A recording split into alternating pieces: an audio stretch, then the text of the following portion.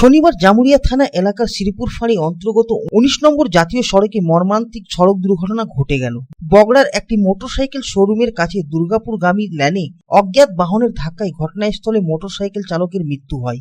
এই ঘটনার পরে পিকআপ ভ্যান দ্রুত গতিতে এলাকা ছেড়ে চম্পট দেয়। এইদিকে স্থানীয়রা এই ঘটনার বিষয়ে লক্ষ্য করে জামুরিয়া থানার শ্রীপুর ফাঁড়িতে খবর দিলে পুলিশ দ্রুত ঘটনাস্থলে পৌঁছে ওই ব্যক্তিকে উদ্ধার করে আসানসোল জেলা হাসপাতালে পাঠায়। জাতীয় সড়কের এই অংশে দুর্ঘটনার ঘটনা এই প্রথম নয়, এর আগেও বেশ কয়েক দফায় এখানে ছোট গাড়ির সাথে বহু বড় গাড়িও দুর্ঘটনার কবলে পড়তে দেখা গেছে। চৌমাথা রাস্তা হওয়ার কারণে অনেক যানবাহনের চালক ওই অংশে দুর্ঘটনার কবলে পড়েছেন। ওই এলাকায় চৌমাথা রাস্তা থাকলেও ওখানে কোনো ট্রাফিক নিয়ন্ত্রণের ব্যবস্থা করেনি পুলিশ প্রশাসন বলে দাবি করছেন স্থানীয় এলাকার মানুষজন।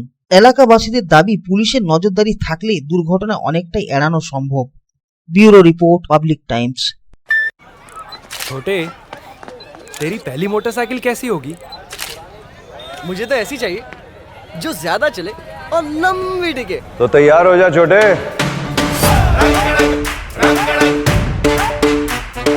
अरे मोटरसाइकिल लेने के लिए होंडा की 100 आ रही है, जो ज्यादा चले ज्यादा टिके। आ रही है होंडा की 100, होंडा के भरोसे के साथ।